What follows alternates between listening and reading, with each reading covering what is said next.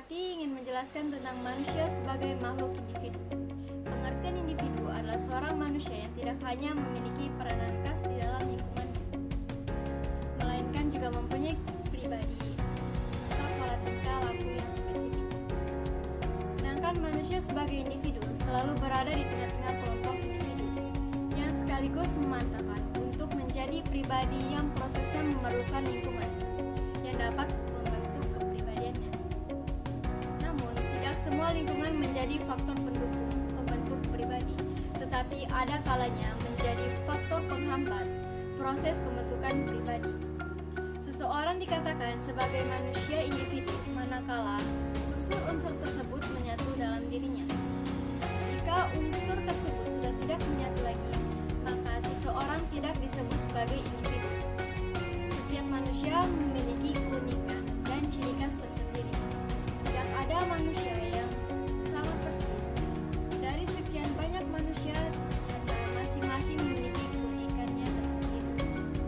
Seorang individu adalah perpaduan antara yang pertama adalah faktor genotip atau faktor yang dibawa sejak lahir atau faktor keturunan. Yang kedua adalah faktor fenotip atau faktor lingkungan. Istilah lingkungan merujuk pada lingkungan fisik dan lingkungan sosial. Lingkungan fisik seperti kondisi alam sekitarnya. Sedangkan lingkungan sosial merujuk pada lingkungan di mana seorang individu melakukan interaksi sosial. Kita melakukan interaksi sosial dengan anggota keluarga, dengan teman, dan kelompok sosial yang lebih besar. Karakteristik yang khas dari seorang disebut kepribadian, di mana kepribadian adalah hasil interaksi dari faktor genotip dan faktor fenotip. Yang selanjutnya adalah pertumbuhan dan perkembangan individu. Yang pertama adalah pandangan nafistik, menyatakan bahwa pertumbuhan individu semata-mata ditentukan atas dasar faktor dari individu sendiri, seperti bakat dan potensi, termasuk pula hubungan atau kemiripan dengan orang tuanya. Yang kedua adalah pandangan empiristik, menyatakan bahwa perubahan individu semata-mata didasarkan atas faktor lingkungan. Lingkunganlah yang akan menentukan pertumbuhan seseorang. Yang ketiga atau yang terakhir adalah pandangan konvergensi, yang menyatakan bahwa pertumbuhan individu dipengaruhi oleh faktor diri individu dan lingkungan. Bakat anak merupakan potensi yang harus disesuaikan dengan yang diciptakannya. Lingkungan yang baik hingga ia bisa tumbuh secara optimal. Selanjutnya adalah unsur hakikat manusia. Yang pertama, susunan kodrat manusia terdiri atas raga dan jiwa. Yang kedua, sifat kodrat tersebut atas makhluk individu dan sosial. Yang ketiga, kedudukan kodrat terdiri atas makhluk berdiri sendiri dan makhluk Tuhan. Assalamualaikum warahmatullahi wabarakatuh. Perkenalkan, nama saya Juan. Di sini saya akan menjelaskan tentang kedudukan manusia sebagai makhluk individu. A. Manusia sebagai makhluk Tuhan Yang Maha Esa. Manusia sebagai makhluk individu diartikan sebagai person atau perseorangan atau sebagai diri pribadi. Manusia sebagai diri pribadi merupakan makhluk yang diciptakan secara sempurna oleh Tuhan Yang Maha Esa. Jika kita amati secara sesama, berbeda-beda atau makhluk ciptaan Tuhan yang ada di sekitar kita, mereka memiliki unsur yang melekat padanya, yaitu unsur benda, hidup, naluri, dan akal budi. 1. Makhluk Tuhan yang hanya memiliki satu unsur, yaitu benda atau materi saja, misalnya batu, kayu, dan meja. Makhluk Tuhan yang memiliki dua unsur, yaitu benda dan hidup, misalnya tumbuh-tumbuhan dan perpohonan. 3. Makhluk Tuhan yang memiliki tiga unsur, yaitu benda, hidup, dan naluri atau insting, misalnya binatang, ternak, kambing, kerbau, sapi, dan ayam. 4. Makhluk Tuhan yang memiliki empat unsur, yaitu benda, hidup, naluri atau insting, dan akal budi. Misalnya, manusia merupakan makhluk yang memiliki keunggulan dibandingkan dengan makhluk yang lainnya. B. Hakikat manusia. Manusia adalah makhluk ciptaan Tuhan Yang Maha Esa. Manusia didudukkan sesuai dengan kodrat, harkat, martabat, hak, dan kewajibannya. 1. Kodrat manusia. Kodrat manusia adalah keseluruhan sifat-sifat dasar, kemampuan atau bakat bakal alami yang melekat pada manusia, yaitu manusia sebagai makhluk pribadi sekaligus makhluk sosial ciptaan Tuhan Yang Maha Esa. 2. Harkat manusia. Harkat manusia artinya derajat manusia. Harkat manusia adalah nilai manusia sebagai makhluk Tuhan Yang Maha Esa. Yang ketiga, martabat manusia. Martabat manusia artinya harga diri manusia. Martabat manusia adalah kedudukan manusia yang terhormat sebagai makhluk ciptaan Tuhan Yang Maha Esa, yang berakal budi sehingga manusia mendapat tempat yang tinggi dibandingkan makhluk yang lain. 4. Hak asasi manusia.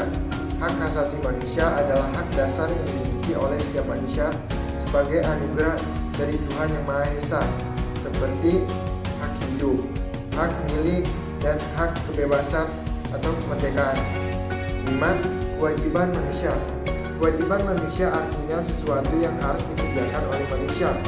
Kewajiban manusia adalah keharusan untuk melakukan sesuatu sebagai konsekuensi manusia sebagai makhluk individu yang mempunyai akhlak, hak asasi sekaligus makhluk sosial yang mempunyai kewajiban untuk melakukan sesuatu berdasarkan norma-norma yang berlaku. Ditinjau dari kewajibannya, manusia berkedudukan sama, artinya tidak ada diskriminasi dalam melaksanakan kewajiban hidupnya sehari-hari. Saya Agung Gracia Nicholas akan menjelaskan manusia sebagai makhluk sosial. Manusia sebagai makhluk sosial memiliki arti bahwa manusia membutuhkan manusia lain. Dalam menjalankan kehidupan sehari-hari, manusia tidak dapat menjalankan hidupnya sendiri. Bahkan dalam memenuhi kebutuhannya, manusia memerlukan manusia lain untuk membantunya. Hal ini berlaku untuk semua manusia, tidak mengenal sebuah kedudukan, bahkan sebuah kekayaan. Setiap manusia selalu membutuhkan manusia lainnya.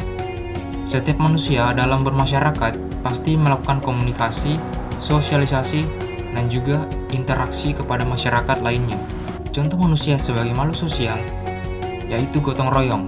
Salah satu contoh manusia sebagai makhluk sosial adalah melakukan gotong royong. Gotong royong adalah sebuah kegiatan yang dilakukan secara bersama dengan bekerja sama.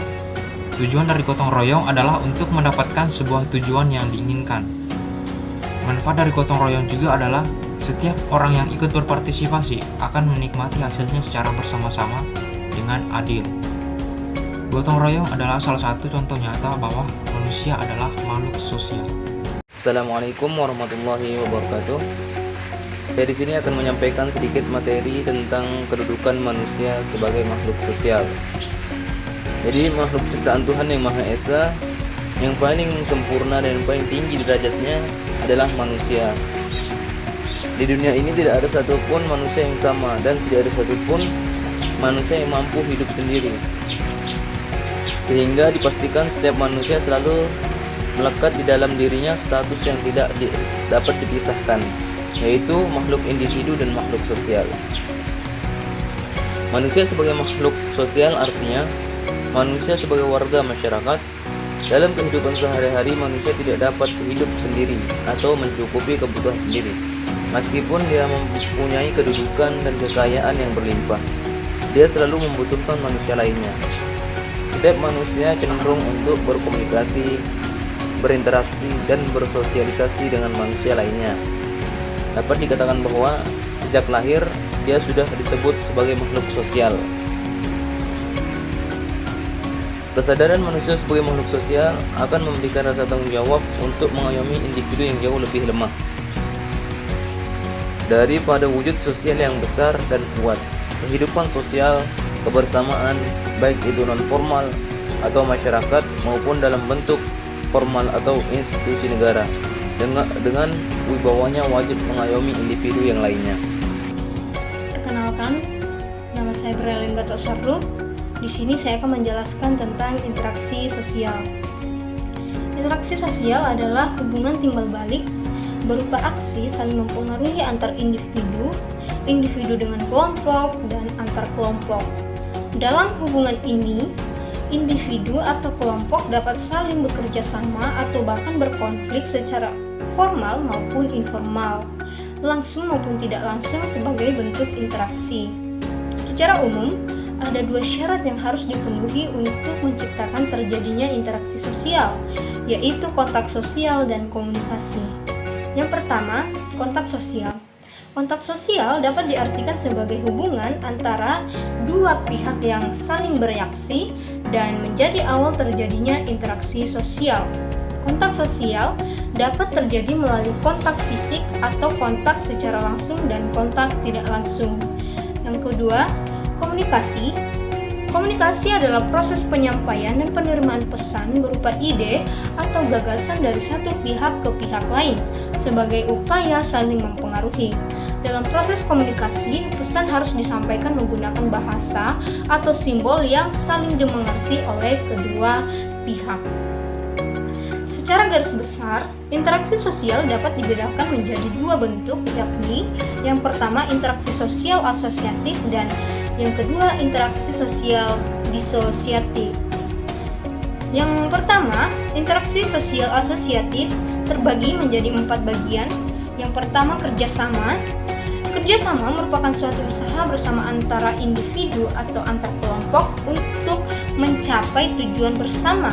Dalam pelaksanaannya, kerjasama dapat bersifat membangun atau konstruktif dan merusak atau destruktif. Yang kedua, akomodasi. Akomodasi adalah suatu proses penyesuaian diri untuk mengatasi ketegangan dari individu atau kelompok yang saling bertentangan. Yang ketiga, asimilasi. Secara sederhana, asimilasi adalah peleburan 2 kebudayaan menjadi satu kebudayaan.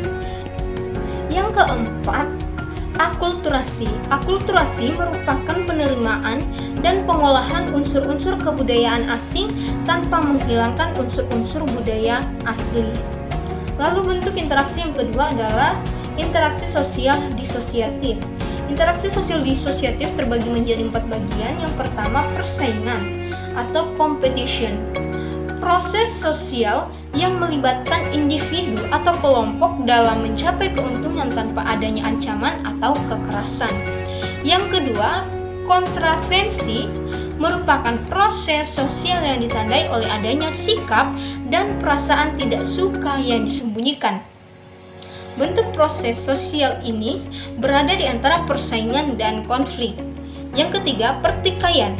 Pertikaian adalah proses sosial ketika individu atau kelompok berusaha menentang pihak lain dengan cara mengancam atau menggunakan kekerasan untuk mencapai tujuannya. Dan yang terakhir, konflik. Konflik dapat didefinisikan sebagai proses sosial ketika individu atau kelompok berusaha saling menyingkirkan satu sama lain dengan jalan menghancurkan atau membuatnya tidak berdaya. Itulah penjelasan mengenai interaksi sosial mulai dari pengertian, ciri-ciri, syarat, hingga bentuk-bentuknya. Sekian dan terima kasih.